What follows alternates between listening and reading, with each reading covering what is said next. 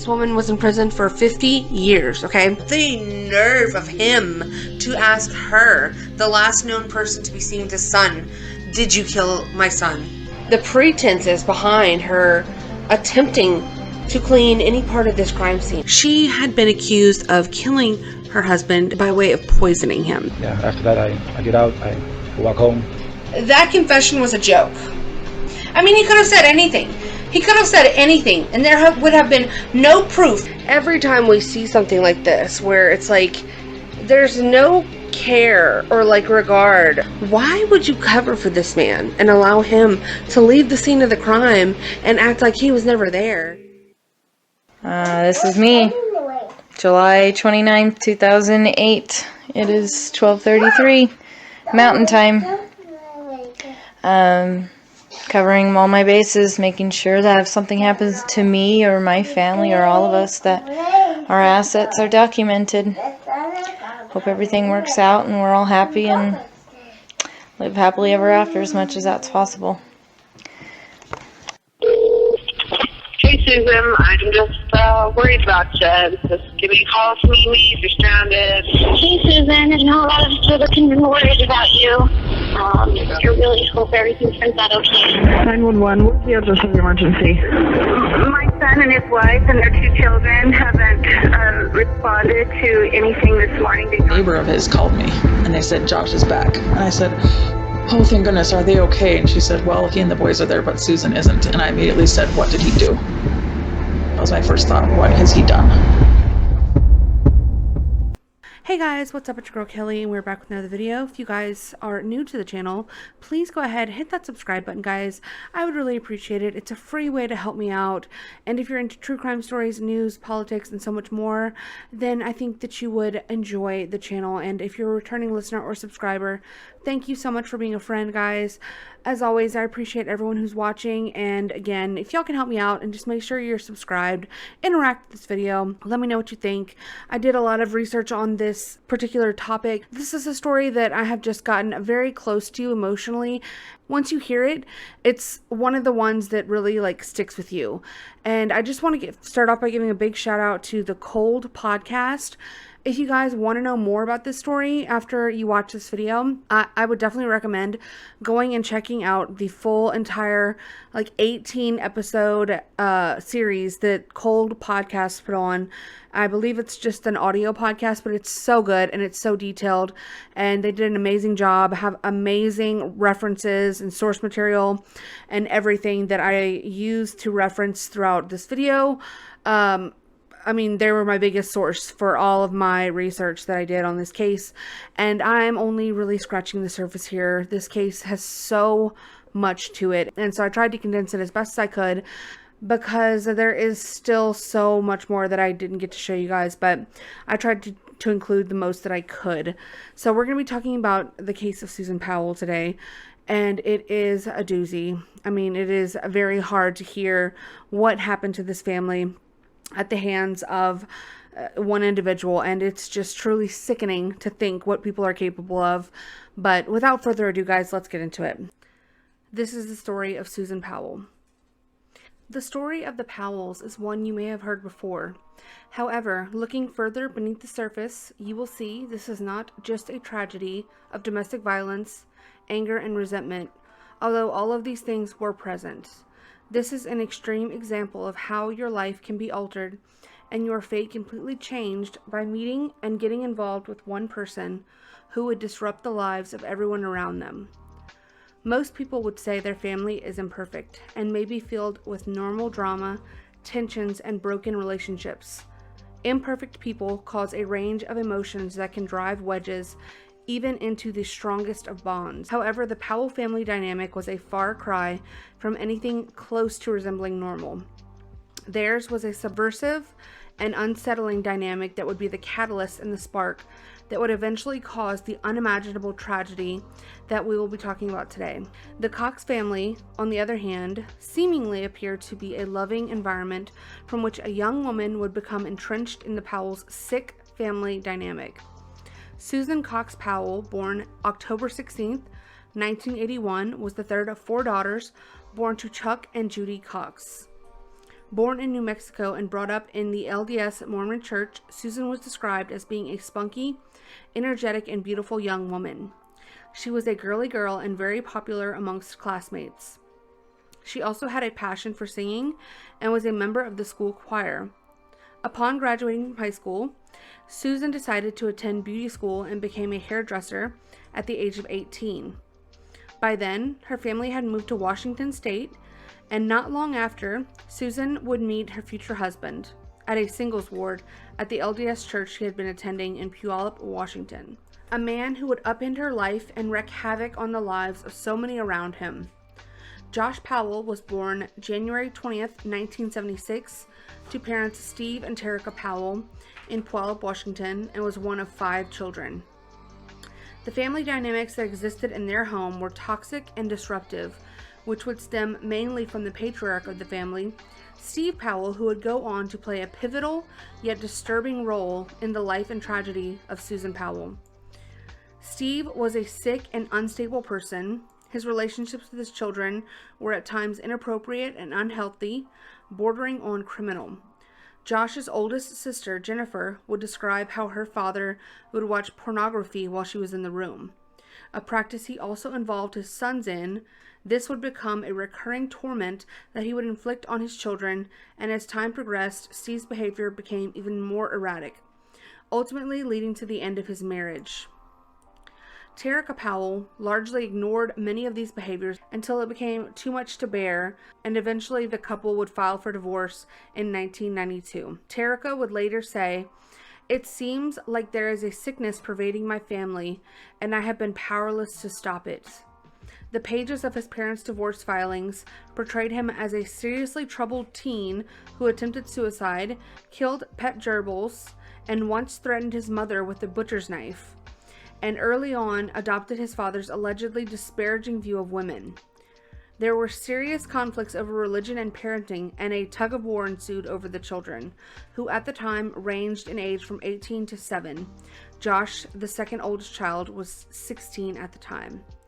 Steve eventually was given custody of the 3 boys, while Terica had custody of Alina, their youngest daughter, and Jennifer, their oldest child. Though within a couple of years, Alina, the youngest, would also go on to live with her father, Steve, leaving Jennifer, the only child, to remain with Terica and to eventually become cut off from the rest of the family. As Jennifer progressed in age, being the oldest of the 5, she would distance herself from the rest of the family, and Josh and the other 3 siblings would become dependent on the unhealthy affections of their father, who also had a very odd habit of constantly recording himself on video and audio recordings.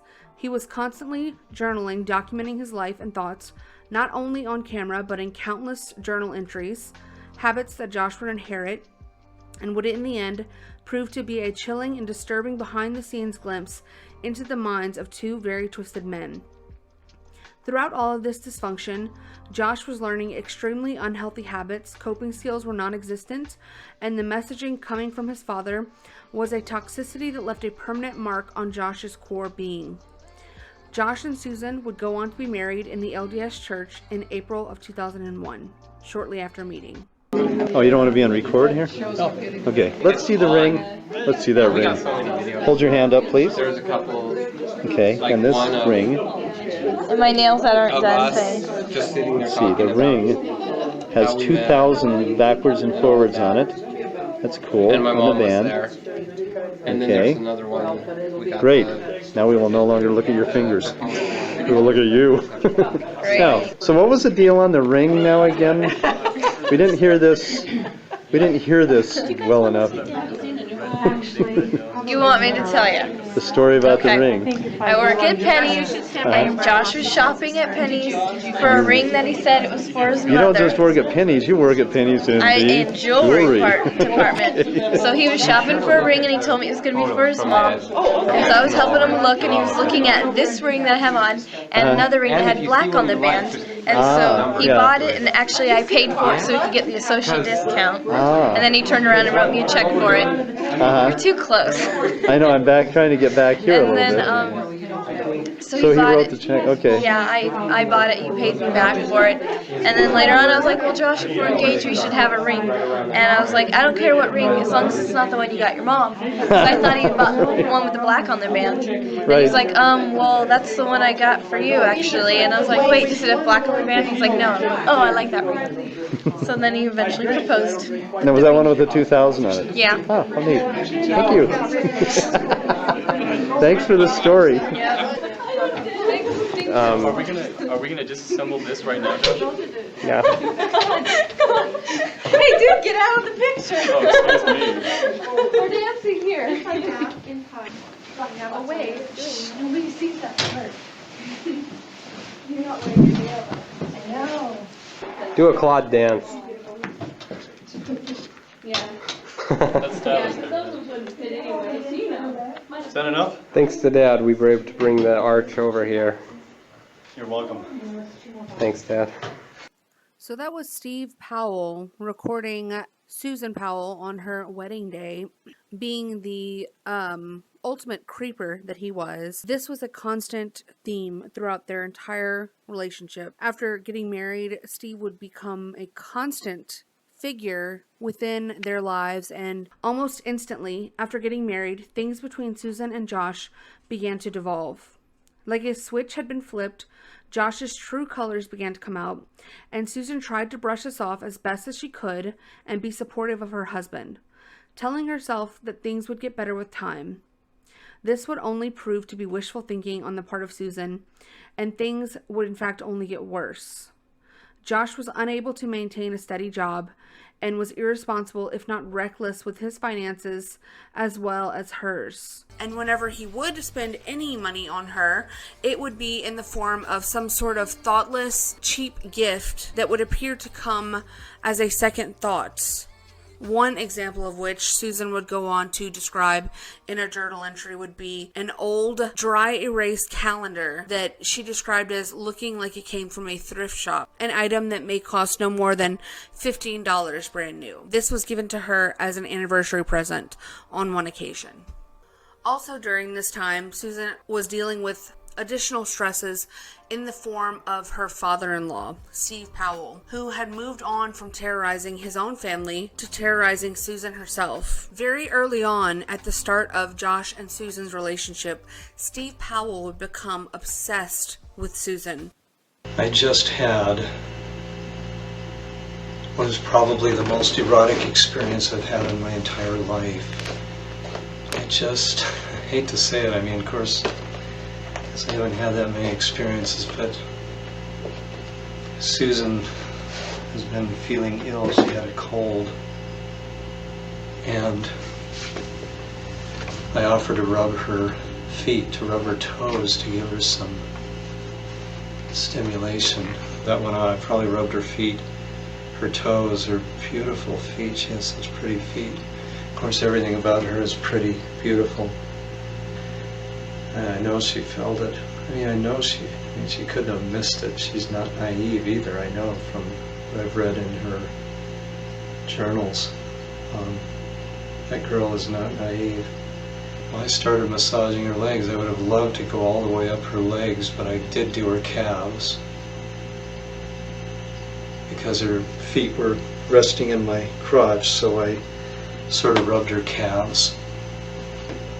She didn't seem to mind at all having me that close. I mean, I was close. I was touching her with my crotch. Then I just started rubbing her back and her neck and her shoulders. I didn't want to push my luck. Josh was sitting across the room on the chair, and he wasn't always watching, so I sort of took liberties as he didn't watch. And you know, I put my hands around the front, and I did feel her breasts, at least to some degree. I didn't put my hands, and I didn't cup my hands over them, but I felt the sides and a little bit on the underneath, and she had an underwire bra on,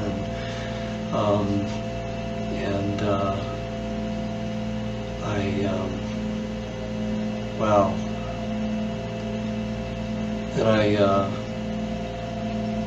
yeah.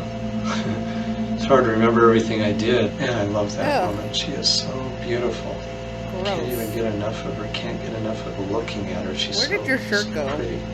And I held her arm and I held her hand. I cupped her hand in mine, her beautiful little hands. Oh my God. And I rubbed her forearm and I massaged it all up and down, massaged it for a long time. I went Oh up, my God, no. up her sleeve. Oh no.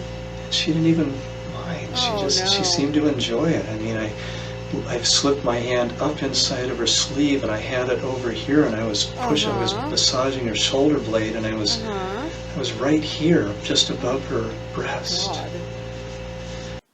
Wow. Yeah. So that is Steve Powell.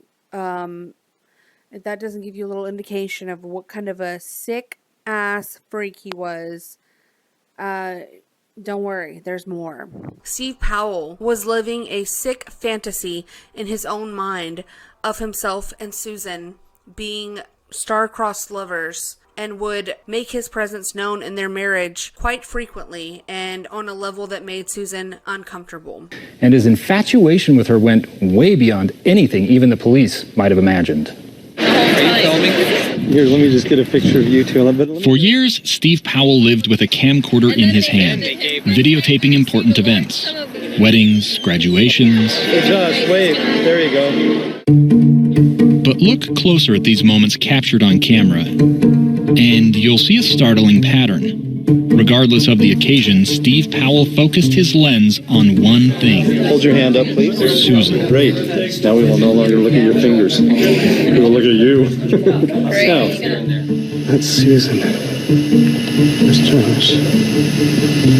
I want her. Their marriage began with Josh bringing with him large amounts of debt that would continue to pile on as he would constantly purchase useless gadgets and tools and spend much of his time on his computers documenting his many useless ideas, saving documents repeatedly saved across multiple hard drives, scanning into his computers his many endless journal entries, and browsing the internet looking at pornography and other websites. Josh spent much of his time on these computers and devices, encrypting files onto his hard drives and making it nearly impossible to access the many files and levels of security that he had put in place. Josh was wasteful of time, money, and resources, which would be infuriating to deal with in any relationship. And Susan was patient and kind and very much accepting of Josh and all of his flaws.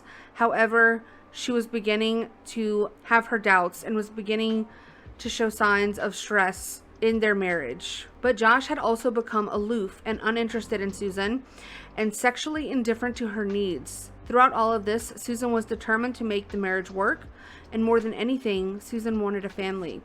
She tried to convince herself that she may be able to cure her problems to her marital strife by having children with Josh, and after several years in which she documented in her own journal writings her frustrations with the mountain of debt Josh was constantly acquiring, his icy demeanor towards her, the way that he would track any money she spent on household goods and get angry if she spent more than he deemed necessary, all while splurging on lavish items for himself and thoughtless gifts he gave on occasion to her. Susan would finally become pregnant with their first child, and on January 19th, 2005, a little boy, who they would name Charlie, was born. He was the apple of Susan's eye, and she was overjoyed to become a mother finally. However, her joy was quickly cut short when she came to realize that with this new addition to their family, Josh's behavior did not become any less concerning, and his habits, if anything, drove a wedge even further between the two.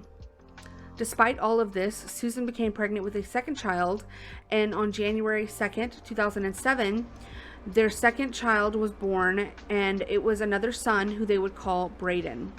In spite of all the marital strife being heaped onto Susan, she was still completely in love with her children and was determined to give them the best life she could, with or without Josh.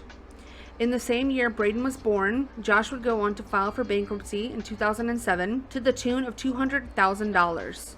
This was another tear in the fabric of their marriage that was beginning to signal trouble was on the horizon. Susan, after many years of emotional and mental abuse, as well as financial and possible physical abuse, was growing tired of Josh's many problems and his lack of affection for her. Susan was still a beautiful young woman, and she was beginning to see that she needed to consider other options, not only for herself, but for her boys. She was still expressing herself in journal entries, but around this time she began documenting these and making plans for a potential out in a journal that she kept at her workplace, out of reach of her husband's prying eyes. Looking at other husbands and wives, whether they are LDS or not, depresses me. I miss the husband who loved me and cared about me. I miss the husband that was worried about whether or not I put a coat on when it's cold, or kissed me when he buckled me into my seat in a vehicle. I still love you, and I believe we can still have an eternal marriage and family. I'm leaving the choice up to you.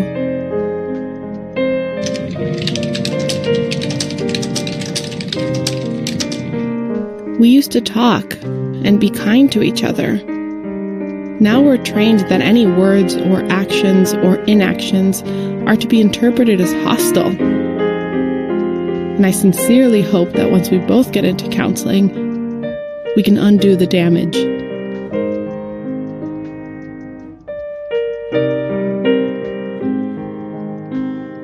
Gave me a little reminder of what it was like when we were dating, engaged, and newlyweds. Reminds me that I still love Josh and how lucky I am to have him, despite our problems and frustrations.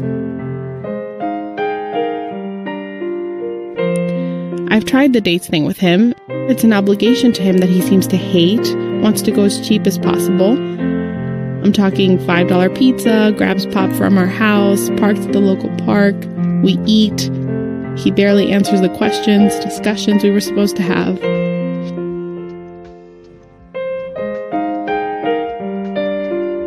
I think the counseling will make me strong enough to leave, and hopefully not have to. Don't worry, if I need to leave in the middle of the night with my boys, I can.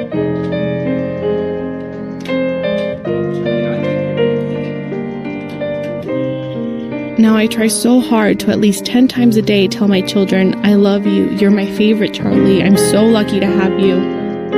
Now he at random says, Mommy, I love you. Which is probably the only reason I've been able to survive with no affection from my husband for so long.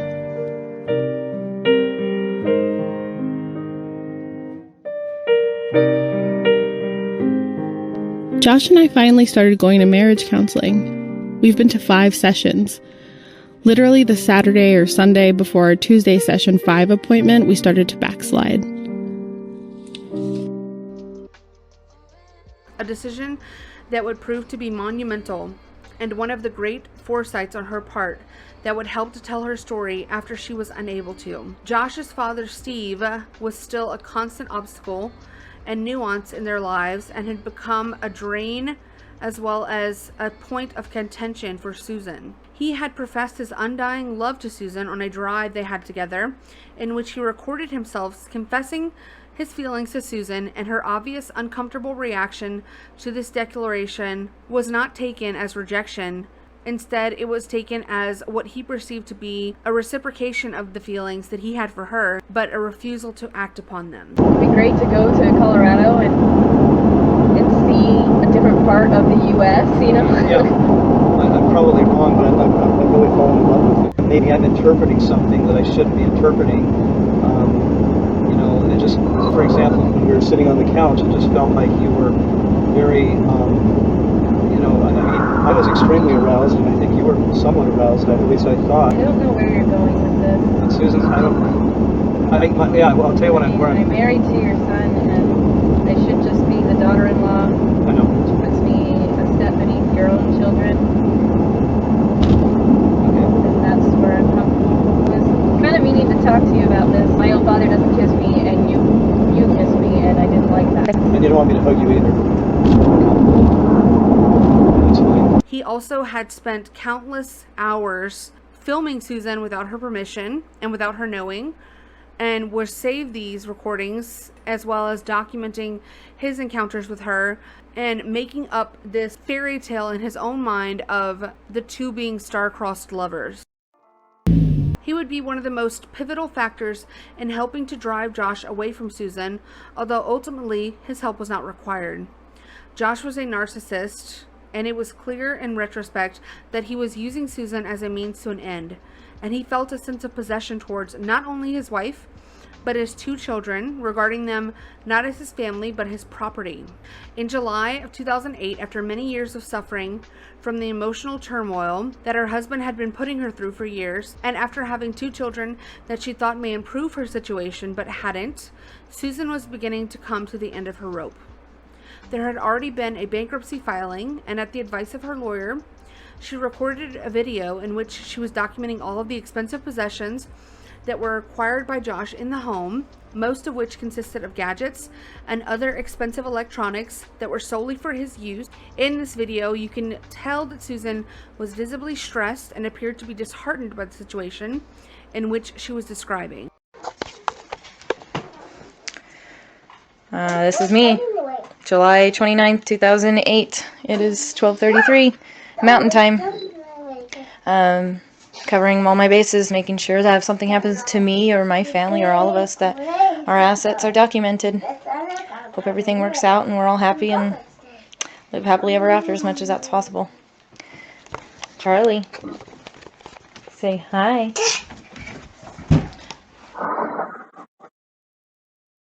Today is Tuesday, July 29th, 2008, and we are in the 6254 West Sarah Circle house. This is me, hi, sorry. And it is, can you see that? 11:44 a.m. And I am documenting all our assets just in case of any emergencies, fire, flood, damage, disputes. And we have 2 Samsung monitors.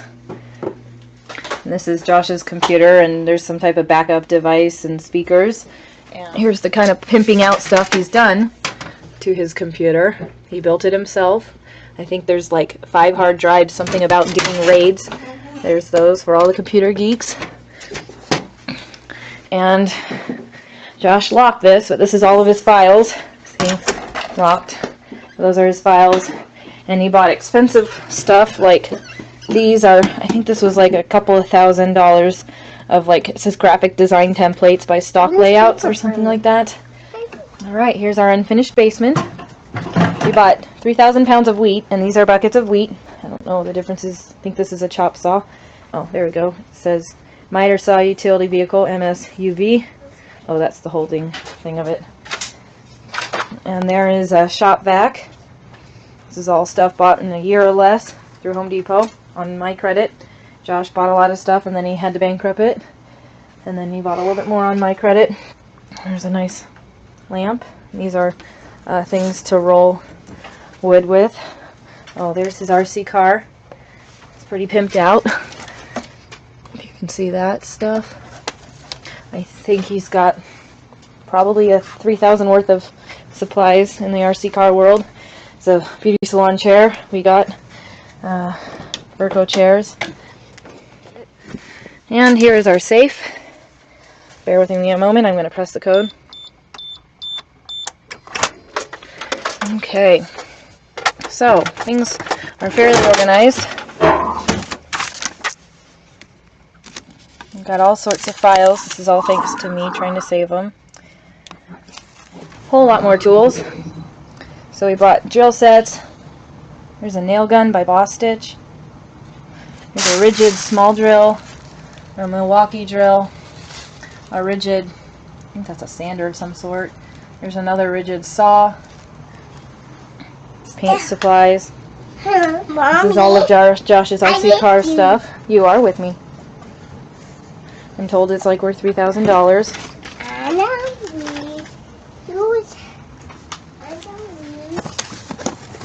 There's lots of it everywhere. There's more RC car parts. Yeah, we got that rigid step ladder. There's some fans. Okay, now we're upstairs. Here's another saw, or I mean drill. Here's another RC car and remote. Here's a laptop. So, don't touch the TV. This is Go to your room if you're going to be whiny. AIWA is the brand. 5-disc CD or DV, I don't know, stereo system. There's this one of the speakers. 2, 3, 4, 5. We added these lights. Chandelier. Josh claimed that was a birthday present, I think, for me. Alright. Hover Storm. He bought a stupid hovercraft remote control toy. Keys and locks. Cooking, cleaning supplies. There's another remote by the Clorox on the right. This is recycling and garbage. There's our washer. Duet, HT, Whirlpool. Front loader, and there's the bathroom. Josh felt the need to pull the mirror out and cut more holes in the wall. Said he was going to make shelves. That didn't happen. My toiletries, nail polish, makeup. I like to do Mary Kay, but it's expensive, so Josh always cuts me off after a while. Almost forgot. Remember that camera we saw in the box in the garage? Next to the hovercraft? Here it is. Nikon digital.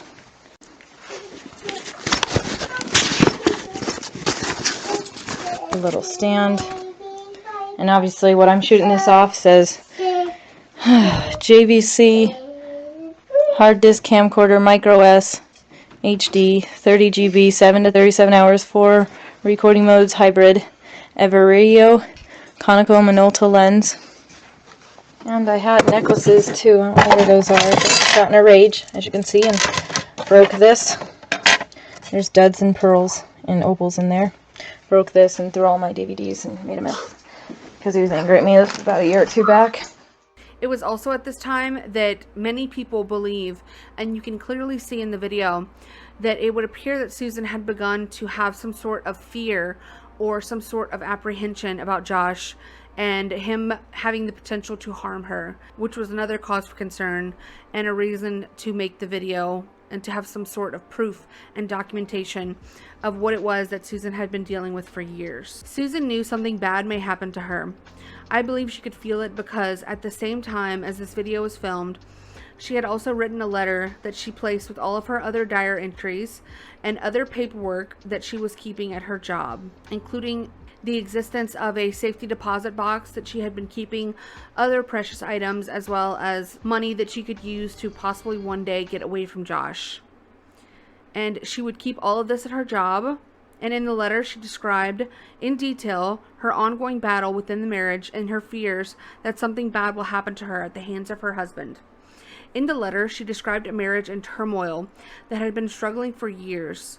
And she also described a dire situation in which she felt the need to state that if something bad were to happen to her, that more likely than not would be at the hands of her husband. She went so far as to warn in this letter that if she came up missing or dead, that the police should look at her husband, and that more than likely it would not be an accident. And as it would turn out, Susan's feelings of intuition and her suspicion of Josh would prove to be a disturbing foresight into what would be her future demise. She also detailed in this letter a message to her boys that if something were to happen to her, that they should know that their mother would never leave them and that she loved them both very much. On December 6th, 2009, Susan Powell would take her 2 boys to church just like she had any other Sunday. This would be the last time that she would do this, unbeknownst to her or anyone else at the time. Josh, of course, not being in attendance, as he had grown out of his Mormon faith and had stopped attending church as a family with Susan quite some time ago, just as his father had in his own marriage. That afternoon, December 6th, neighbor Giovanna Owings would visit the Powells in their West Valley city home to help Susan out with a craft project. She would stay for dinner, and Josh would cook the entire family pancakes and eggs, which was something that was completely outside of the norm for him. And Giovanna even went so far as to make note of this and later note that it was suspicious to her that Josh had appeared to be a doting and caring husband to Susan at the time by preparing a meal, something that he didn't normally do, and appearing to dote on her as he would go to drape a blanket over her shoulders at one point. Susan was reportedly feeling ill and would take a nap at about 5 p.m. Giovanna would leave the house around the same time after some forceful suggestion from Josh Powell, who insisted that it was time for her to leave as he was also going to be leaving and would be taking his two sons sledding, something that appeared to be odd to Giovanna as it was late in the afternoon on a Sunday evening. December 6th at 8:30 p.m., a neighbor saw Josh Powell as he returned home and parked in the garage of the Powell's West Valley City home. What happened after he arrived back at home at 8:30 up until late into the next day, Monday, would be relatively unknown, and the only facts that we know are what was reported by Josh.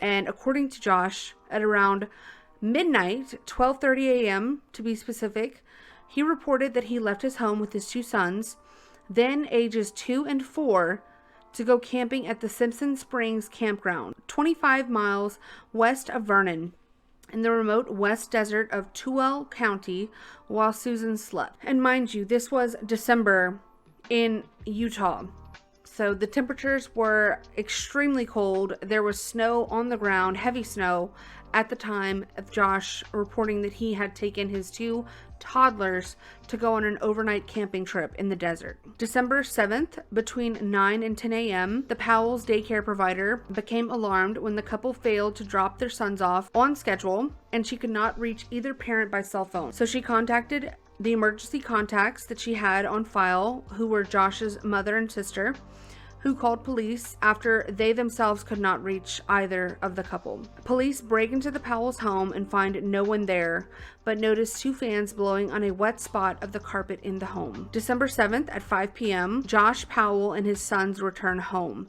Powell is taken to the West Valley Police Station for questioning. And before returning home, he had been alerted by his sister, who was finally able to reach him sometime in the afternoon and demand answers as to why he was not at home and where he had been. He explained to Jennifer that he had no idea where Susan was, and that he had left to go on an overnight camping trip with the boys, and he had been under the assumption that Susan had been at work all this time. He even went so far as to, on his way home, call Susan's cell phone, which was later found in Josh's van, and leave a message acting as if he had some concern for her whereabouts and wondering where she was. Somehow my brain missed the day. I thought today was Sunday. Anyway, hopefully you got to work okay. And, of course, give me a call. I guess we're planning on picking you up. But let me know, because if you have plans afterwards or whatever. Hello. I'm out here, so I'm just waiting for you. So anyway, in front. Okay, talk to you soon. Bye. He would go even further and actually drive by Susan's workplace, which was later discovered, in an effort to throw the police off of his scent and to make it appear as though he was concerned for Susan and where she could have possibly been. Although it didn't appear that he was concerned at all when he took their only family car and took their two sons at midnight to go on an overnight camping trip, leaving Susan stranded, knowing that she had work the next day and knowing that she would not have a way to get there. Something that was not abnormal for Josh, as he had made her do plenty of times before, ride a bike to her workplace. But this was different. This was in December. It was freezing cold, and he knew this. So the very first interview that Josh gave was for all intents and purposes useless. The two children were both in the room with Josh and the police detective while he's being questioned. An absolute rookie error made by the police, and would prove to be a tactic that Josh would then be able to divert questions and avoid answering uncomfortable questions that were given to him by appearing to be distracted and appearing to be hyper-focused on his two sons. And anytime there was a question that was directed towards him that he didn't want to answer, he would then shift his focus to one of the two boys. And this made it nearly impossible to get any useful information out of Josh in the most critical of times, less than 24 hours after she had been last seen. Okay, it's 19:15 hours on the 7th of December 2009. I'm with Josh Powell in regards to his missing wife. Susan Powell. Okay, explain to me.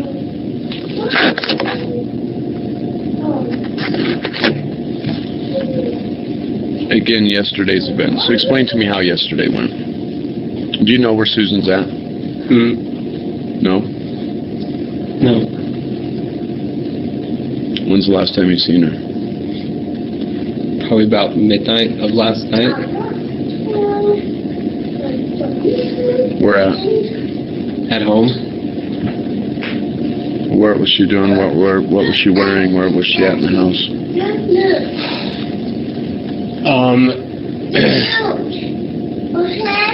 She was wearing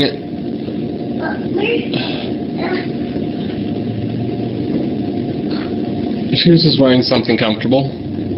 What is something comfortable? Just a crappy old shirt. I mean, I don't know specifically, but you know, when we're at home, we tend to wear just shirts that we don't mind doing work in. Okay. So an old shirt, what color? I don't know.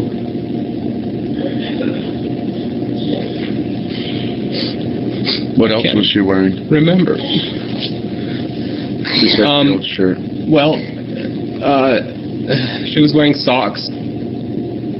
And seems like some kind of sweatpants. What color were the sweatpants? I don't know.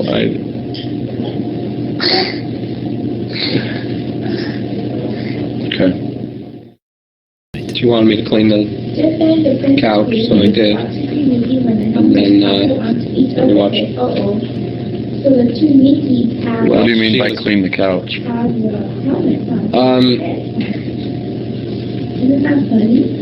Just get rid of all the kids' goobers and stuff.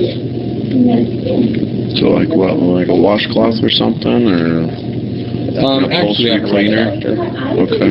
So you used the rug doctor and cleaned the couch? Yeah. Okay. And where did you drive to? You said Pony Express? Well, I started heading south through Tooele. Just turned onto the Pony Express. Mm-hmm. And that's, how far down the Pony Express did you go? Not very far. Maybe 20 miles, I don't know. Anytime I would ask him certain questions, the answers I got was, I don't know, I don't remember, or it was silence, or he would try to deter the conversation a different direction, all right? Turn his attention to his kids to avoid questioning. Charlie and Braden continually interrupted. Yeah, it was definitely a mistake on my end. I should have left those kids with Jennifer or Teresa. Stuff like that. Do you have paper money? We're not going to buy pop out of that machine. It made it tough. We did get a domestic violence advocate over there to eventually sit down and kind of entertain the kids, but Josh was not pleased with that, and it diverted his attention even more. How far off the trail did you go?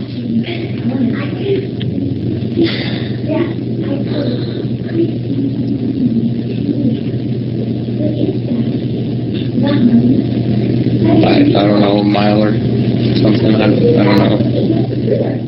I just need to know the exact route, what you took, where you went. If you stopped and got fuel, if you stopped to get food, if you stopped anywhere, I need to know where you stopped. So walk me through your route, where you stopped. I don't think I stopped anywhere. Where you went. I just went through Tooele and just headed south.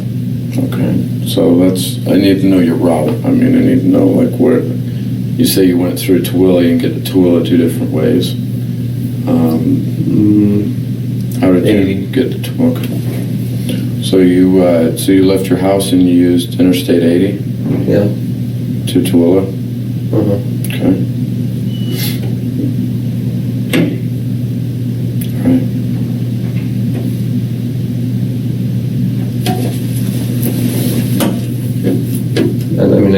headed south. And found my way onto a Pony Express route, and that was it. Then I just pulled off into some trail. Okay, so you're saying you already had a full tank of gas, you didn't have to fill up? Yeah. Yeah, what? Yeah, I had a tank of gas. Okay. So you didn't have to... I think I might have gotten it the day before or the day of or something, I don't remember. Okay. Alright. So you drove out the Pony Express Trail, you didn't... No stop for food, gas, nothing, right? Like I say, I just found a trail. And were you concerned with the snow, knowing that there was a snowstorm coming in? Yeah, I was... In a minivan? Actually, the minivan handles like a 4x4. Okay. At the same time that Josh was being questioned for a second time, his children were brought in and were questioned by a forensic child interviewer. And it was in this interview that shocking claims were made by the eldest son of Susan and Josh, Charlie Powell, who told police at the time that his mother had gone camping with Josh and the boys that night, and that his mother had stayed behind after they had left. This was probed and prodded and was deemed ultimately to be unreliable due to Charlie's age as well as his conflicting statements in this regard. However, I do believe that this was such an important piece of information that was given by this child. Okay, Charlie, when we talk today, it's really important that we talk about things that are true, okay? Okay. And if I ask you a question, Charlie, and you don't know the answer, it's okay to say, I don't know. Okay? Okay. So if I said, Charlie, what's my dog's name? What would you say? I don't know. You're right. You would say that. Good job. Okay. Well, what did you do last night? Before you went to bed? Go camping. You went camping? Tell me about camping. Camping is like where you have s'mores. Where you have s'mores? Yeah. And s'mores starts with marshmallows and graham crackers and chocolate and another graham cracker. The s'mores have marshmallows, graham crackers, and chocolate, and another graham cracker? Yeah. I see. So you had s'mores last night? Yeah. Where were you camping at? I was camping at Dinosaur National Park. Dinosaur Park? No, Dinosaur National Park. Dinosaur National Park. Who were you camping with?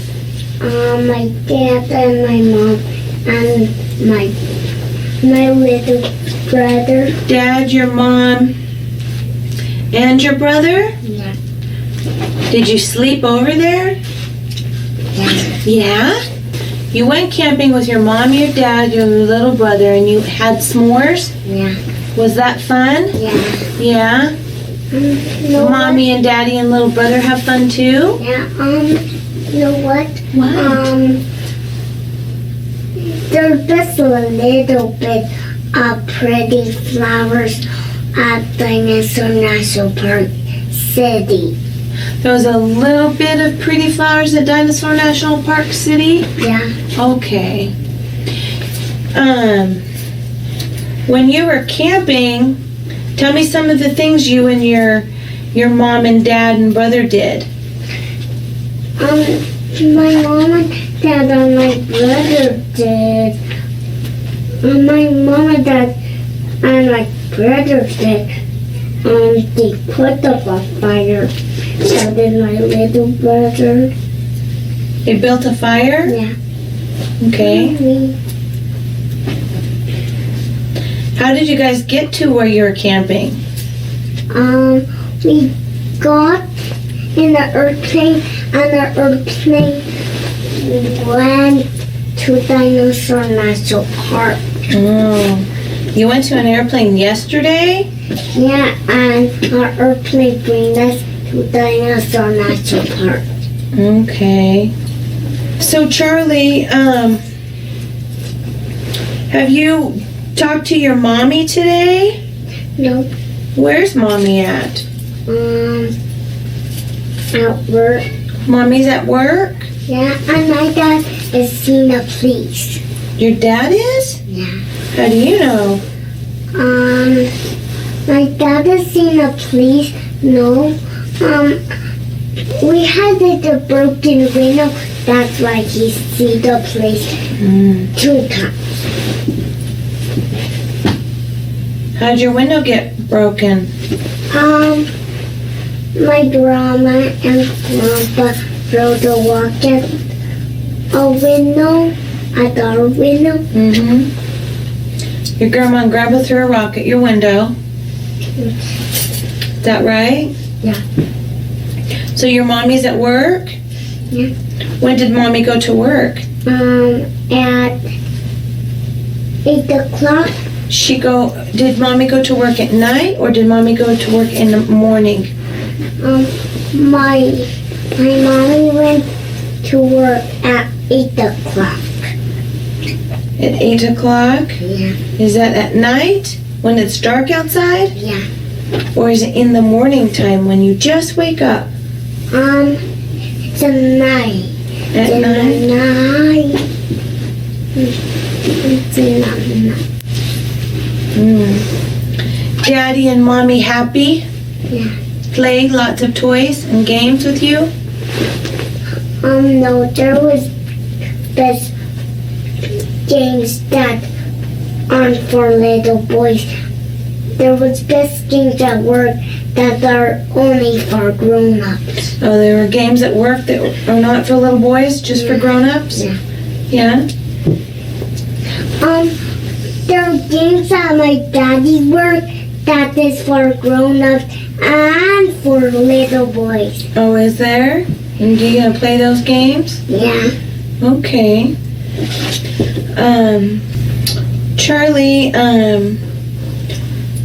when you were camping, did you sleep over at camping? Yeah. Yeah? Or did you come home? We did a sleepover at camping, and we didn't went home. You didn't go home? And Debbie missed me. Who did? Debbie. Debbie? Yeah. Who's Debbie? And Debbie is the daycare. Yeah? Oh, Debbie's a daycare? Yeah. I see. And Debbie lives at daycare. I see. Okay. Well, Charlie, I need you to wait here for me for just a minute, okay? Okay. God, you, Charlie, are a big boy to wait for me. Thank you. Okay, so Charlie, when you guys came home from camping, who came home with you? My dad. And my mom stayed at Dinosaur National Park. Your mom stayed there? Yeah. How do you know your mom stayed? Because I was coming. Because you were coming? Yeah. So your mom stayed at the park? Yeah. Where did she stay at the park? Do you know where?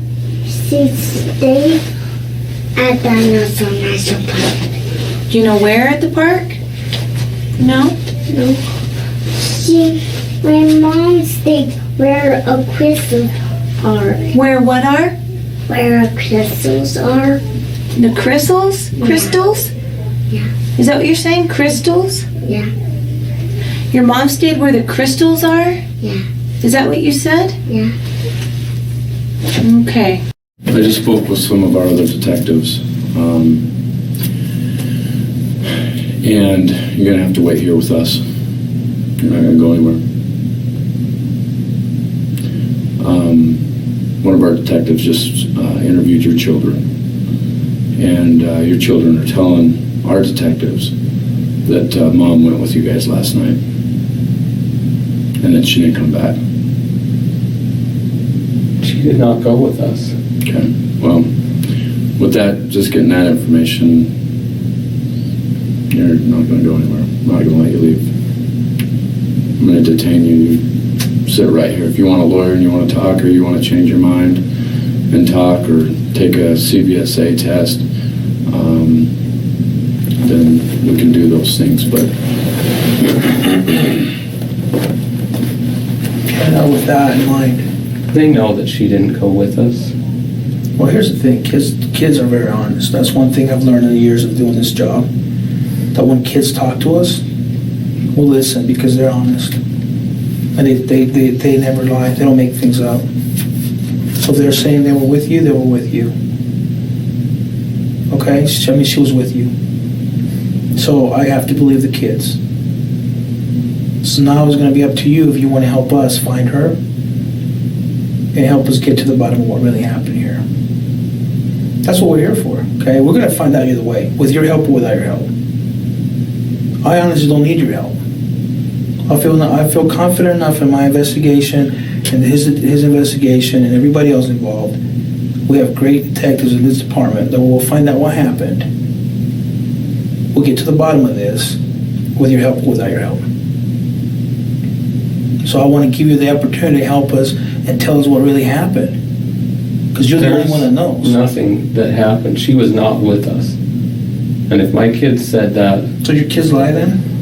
Do your kids lie? Sometimes they do. I mean, if they said that she was with us, they know that's not true. So if they if they said that she was with us, then I guess that would put her out in the Pony Express. Okay, and that's my concern. That's our concern. It is cold outside, and if there's any way we can help her, we can help her right now. If you help us out. No, she was not with us. I didn't leave her at the Pony Express.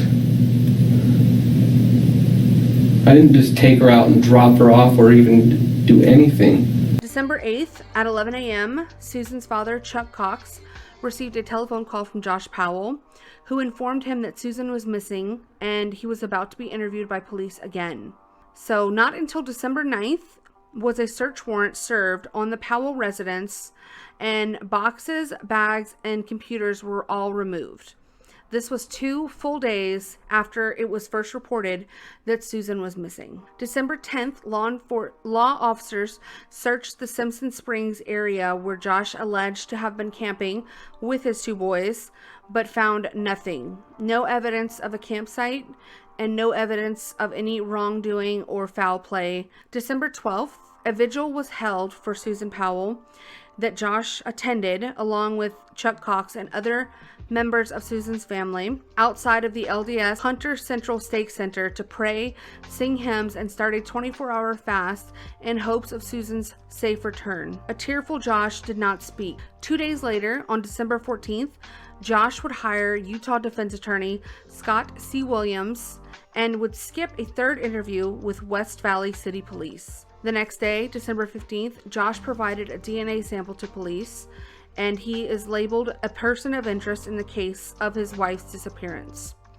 On December 17th, West Valley Police subpoenaed Salt Lake City TV stations for footage of interviews with Josh Powell taken days after his wife's disappearance. December 18th, Josh Powell and his sons traveled to Puyallup, Washington to stay in the home of his father, Stephen Powell, for the holidays. Throughout all of this time, the friends and family of Susan Powell were still desperately looking for her, passing out flyers, spreading the word on local news stations, and speaking to police in a desperate effort to locate the missing woman. Day 2, the man in the middle of a mystery, still in Utah, his neighbors and police wondering when he may leave.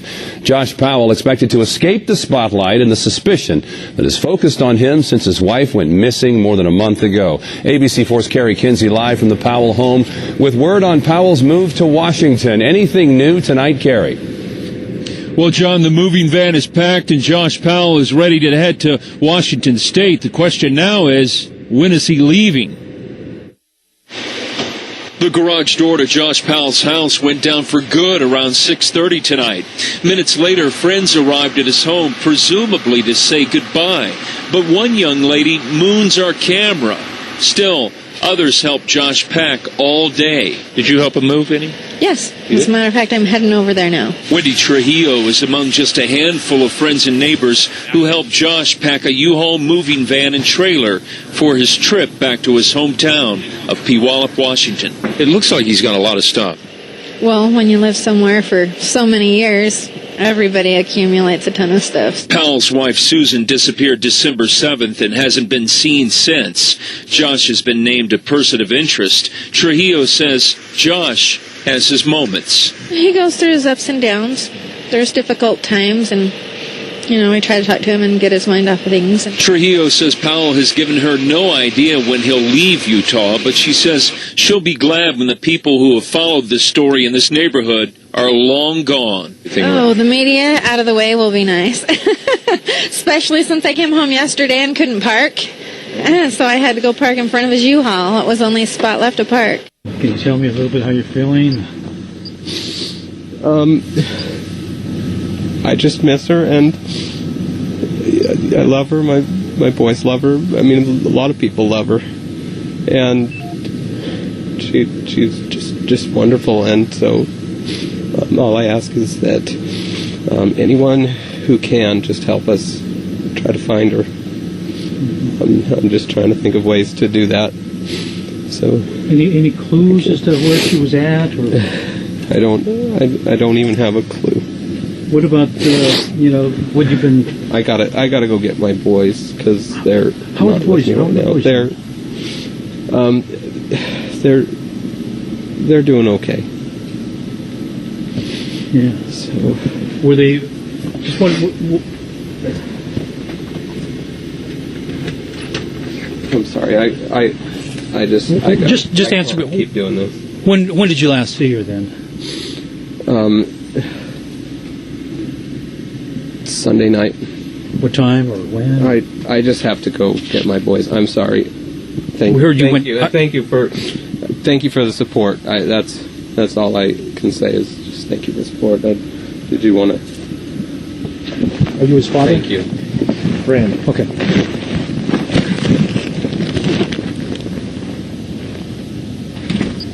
Sure, Jan. On January 6th of 2010, Josh Powell and his brother Michael arrived at the Powell's West Valley City home to pack the family's belongings.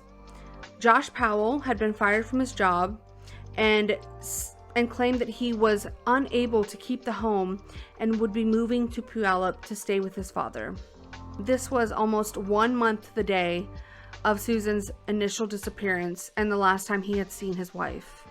On January 29th, West Valley City Police served a search warrant on Josh Powell and seized his blue minivan that he drove the night his wife disappeared. It was then that the police were able to locate Susan's cell phone, as well as other materials from the so-called camping trip that Josh had taken with his boys, which included a variety of things, but one item that stood out to police was an item that was charred to the point that they were unable to distinguish what exactly this item was. It was later alleged that this may have been either a murder weapon or some sort of hard drive that Josh had destroyed and had been keeping inside of his van. It was during this time that Josh also would rent another vehicle that he put thousands of miles on while his vehicle was being searched and while the search warrant was being executed. He would leave the police station unbeknownst to the police, and where exactly he went or what he did while using this vehicle for a short period of time is still unknown to this day, although the police do have many different theories and allegations as to what exactly Josh had been up to. But this was a huge blow to the case because this was a vehicle that Josh used to evade the police tracking device that had been on his own minivan and potentially get rid of critical evidence or even possibly move the body location of Susan Powell from where he had initially placed it. It is beyond belief as to why the West Valley City Police, throughout all of this time, never found enough evidence or even used the evidence that they had to make an arrest on Josh Powell. They wasted countless man hours, countless precious minutes, and would cost the lives of 2 young children in the very end by not taking action sooner on Josh Powell. Many people are still dumbstruck to this day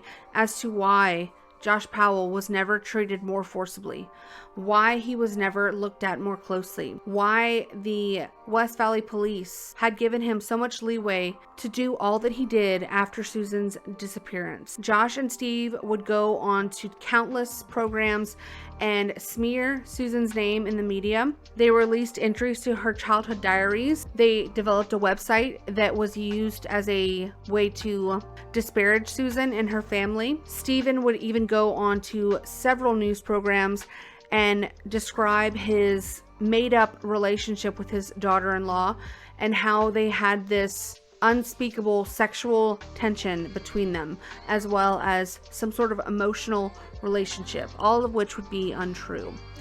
They made allegations as to where they thought Susan could be, even accusing her of running off on the family and running away with some unknown affair partner that they alleged Susan could have potentially had. So in early August of 2011, Josh filed a restraining order against his father-in-law, forbidding Chuck Cox from approaching him or his boys. And on August 23rd, 2011, a judge ordered and issued a joint protective order against Josh Powell and Chuck Cox and ordered the both of them to stay at least 500 feet away from each other.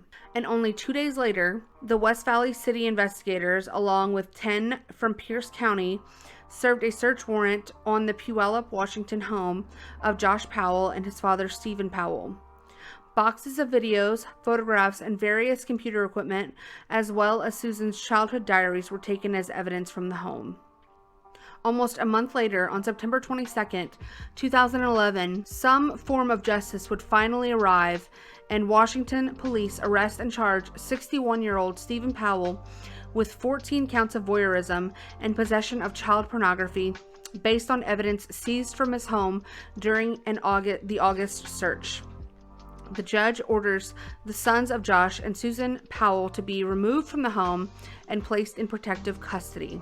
On September 23rd, Stephen Powell pled not guilty to the charges, but would remain in jail. Chuck Cox on the same day would file a petition for custody of the 2 boys. And on September 28th of 2011, a Washington judge would grant custody of the sons of Josh and Susan Powell to their maternal grandparents, Chuck and Judy Cox.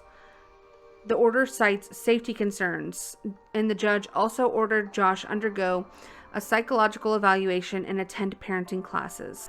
On November 15th of 2011, in court filings, Chuck Cox would detail how his grandsons were doing in their home, saying that they were both seeing therapists and that one of the boys is having nightmares. He reports that the boys were more obstinate and defiant after weekly visits with their father. He requested a copy of his son-in-law's court-ordered psychological evaluation. And on December 6th of the same year, the friends and family of Susan Powell would hold a charity event in Utah, marking 2 years since her disappearance. The very next day, Josh Powell would file a declaration in Washington court as part of the ongoing custody battle for his children, and he would say that the boys are in the middle of a very hostile war, a war that he created himself. February 1st of 2012, a Washington judge would order Josh Powell to undergo a psychosexual evaluation, including a polygraph test. The order came during a hearing about the custody status of Josh and Susan's boys, now aged 4 and 7. Only 4 short days later, ultimate tragedy would strike, and the lives of those 2 precious young boys would be taken at the hands of their very own father. Josh Powell, during a custodial visit in which a worker from CPS were taking the boys to a supervised visit at the home of Josh Powell, would describe a horrific scene unlike anything that most have ever heard before. She described how the children would run from her vehicle up to their father's home, seemingly in a normal way that most children would greet their parents that they had not seen in several days. However, after the boys had made it inside of the threshold of the door, Josh, with an angry and stoic look on his face, would swiftly shut the door in the CPS worker's face and lock it behind them, something that was unprecedented and illegal due to the court order of their visits being supervised. She would immediately call 911. However, the fate of the boys, as well as the fate of Josh Powell, was already sealed, and a horrifying crime would be revealed minutes later as the house would begin to go up into flames. This is Josh. I'm calling to say goodbye.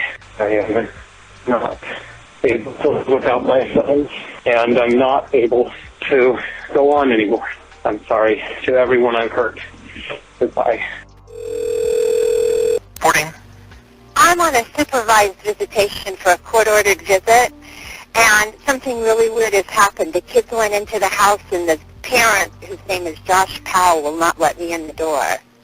And I could hear one of the kids crying, and I'd like to pull out of the driveway because I smell gasoline, and he won't let me in.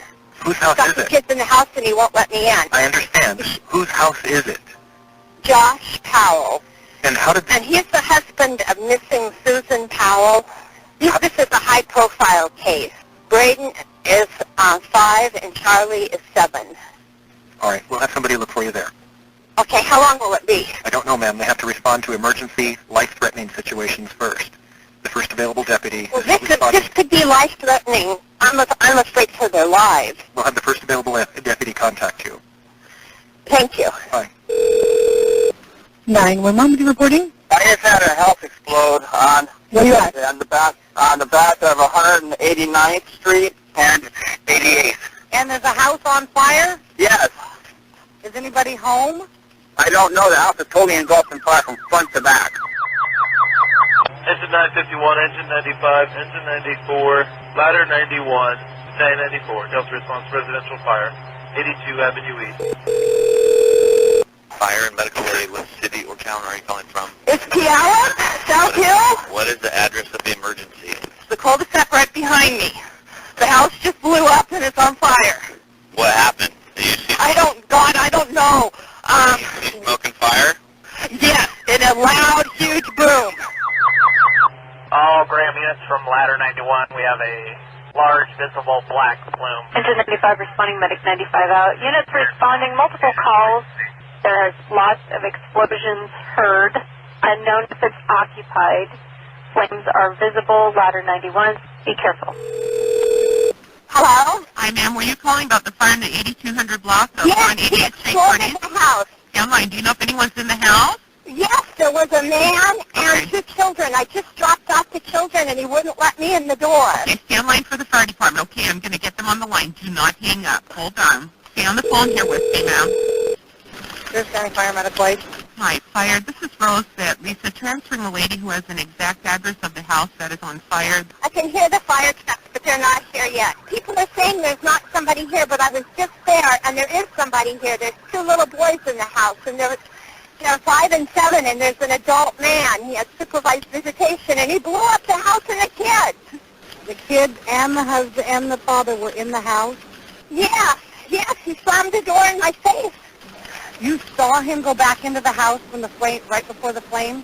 He didn't ever leave the house. He just opened the door. The kids were 1 step ahead of me. They're 5 and 7. They were 1 step ahead of me, and he slammed the door in my face. What is that person's name? His name is Josh Powell. Incoming units, we have another caller on the phone that states that they believe there are 2 children and a father inside the residence. Defensive attack.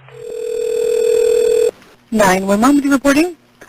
I think my brother might be in trouble or something. What's going on with your brother?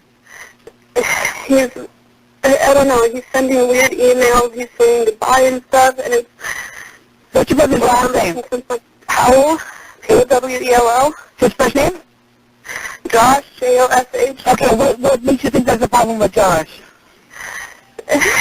There's been a lot of abuse against him, and he's been really upset, and I think what's your name? Gonna do something. What's your name? My name's Alina. I'm his sister. And in the media, right? Yeah. Okay. Yeah, the one that's being abused by everyone. Okay. 911, what are you reporting? My name is Edward. Josh Powell works for me, and I did receive a strange email from him that he sent at 12:05 today. So, Okay. you know, he hasn't personally contacted me, but I did receive an email. What'd the email say? I'm sorry, goodbye. Police and Sheriff Communications. Yes, this is Attorney Jeff Bassett calling. I'm not sure who I need to call, but I'm Josh Powell's attorney, and I understand he had an explosion, and I may have some information. You have information regarding that? I apparently get an email from my client, and that email gives me every indication this was intentional.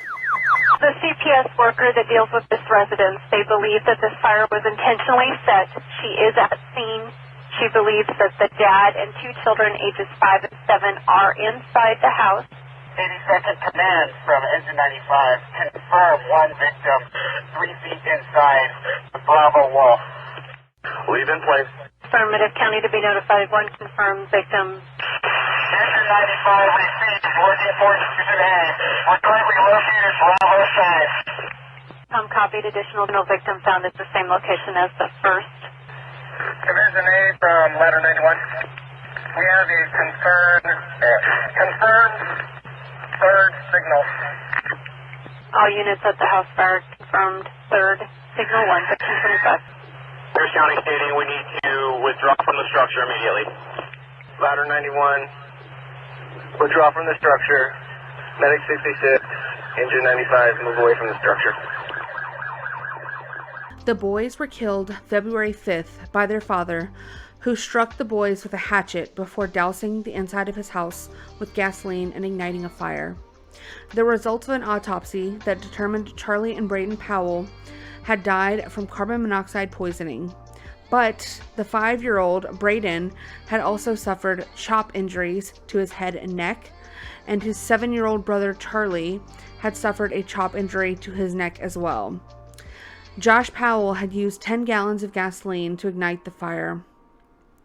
Emails had been sent not only to his attorneys, but to friends and families, foreshadowing the events and his plans to carry out this sick crime and the ultimate fate of being the family annihilator that he was. The children's toys were given away by Josh before they had arrived at the home, which was another foreshadowing event that they would later come to find out, proved that he had forethought and he was planning the death of his 2 children long before it happened. Chuck Cox, who had been raising the boys with his wife for the past 4 months, had started to see great improvements with both of them. They had been programmed to hate and were a reflection of Josh and who he was as a person.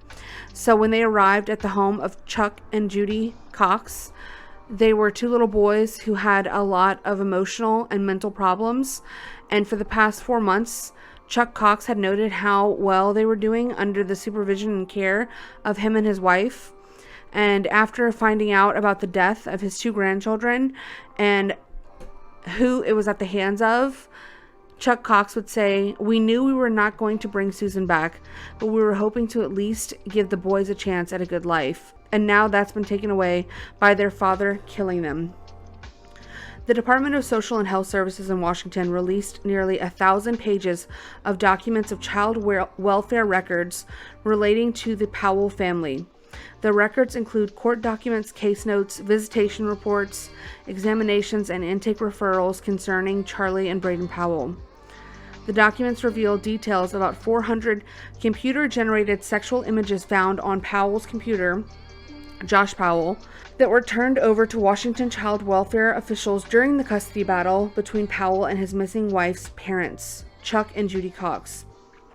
Many depicted well-known cartoon characters such as The Simpsons, The Flintstones, Jungle Book, Superman, Teenage Mutant Ninja Turtles, Rugrats, SpongeBob, and others engaging in sexual activity including incest, group sex, sodomy, and more. While drawings may not be illegal per se, they were very suggestive of a global approval of sex between an adult and a minor. said Dr. James Manley. The boys had shown other signs of trouble brewing beneath the surface and things that were not quite right with the boys at school as well as in their interactions with family. In February of 2011, then 6-year-old Charlie Powell told a group of students at Carson Elementary School that he did not have a younger brother. The Mormons killed my brother and my mom, he told them, according to a welfare report. In June, Charlie told a student who wanted to sit next to him and be his friend that he was going to come to your house at night and kill you. He also said, I hate Mormons. Do you know what I hate? I hate Jesus. He is made up and fake. Charlie Powell, the oldest boy, said at one point. The boys explained to the social worker that these were sentiments shared by their father. During another hearing, the boy told the social worker that his missing mother, Susan Cox Powell, was hiding from everyone so that his grandparents don't abuse her. In one report, the social worker noted that Chuck Cox was having trouble getting the boys to bed because they like to sleep without any PJs or underwear on, and that they insist their dad lets them sleep without any clothes and walks around their house without clothes, and they want to go by their dad's rules. Charlie was taken to a counselor's office where he said his mom lives a mile away, but he said he couldn't see her because her parents are Mormon and they abuse her. On September 22, 2011, the children were taken into protective state custody after Stephen Powell, Josh Powell's father, was charged and arrested with voyeurism and possession of child pornography. 6 days later, the Cox were granted temporary custody of the children. Child welfare officials noted at this time from police reports that pornography was found lying openly in Stephen Powell's room. Another relative runs around the home nude and in a diaper, and this relative was John Powell, who was the brother of Josh Powell, and he had greeted police at the door naked. It was also later found out that Michael Powell, who was Josh's other brother, was more involved in the cover-up scheme and some suspicious activity that had been happening after the disappearance of Susan Powell, and we'll never truly know the scope of that, but some of the things that happened were a car was sold basically that was used to potentially transport either evidence or the body of Susan Powell, and other cover-up crimes were being alleged at the time during all of this coming to a head when Stephen Powell's home was raided and so many computers, documents, and files were taken from the home. The pressure was starting to come down on all of the Powells, Josh, Stephen, his father, and his brother Michael. Michael Powell, coming under increasing police scrutiny in connection with Susan Powell's disappearance, committed suicide on February 11th, 2013 by jumping from the 7th-story parking garage at his condo in downtown Minneapolis, Minnesota. This would be only 1 year after Josh had taken his life and the life of his 2 sons. Steve died July 23rd, 2018 of a heart attack 1 year after being let out of prison for child pornography and other child sex-related crimes. Alina Powell would go on to participate in a Oxygen documentary, still to this day defends her father, and she's the most disgusting person I think I've ever seen, or one of the most disgusting people I've ever actually seen in regards to a true crime case.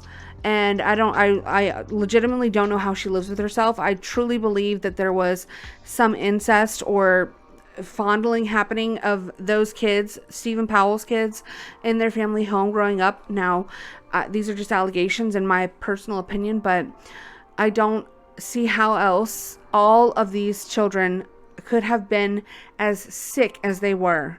Every single one of them. Alina was a sick individual. Michael committed suicide and was probably involved in the disappearance of Susan Powell. Josh would kill his entire family and was a family annihilator. Stephen Powell was a rapist and a child voyeur and, just an overall sick ass individual. And John Powell was a diaper wearing recluse, incel, I don't even know what. I don't know where he is to this day. I have no update on John nor Alina Powell. But regardless, it seems like the story of the Powell family had died out, and with it went the chance of ever truly knowing and being able to give justice to Susan Powell and her family and the hopes of one day finding Susan's body. So it's just all around a tragic, heartbreaking story.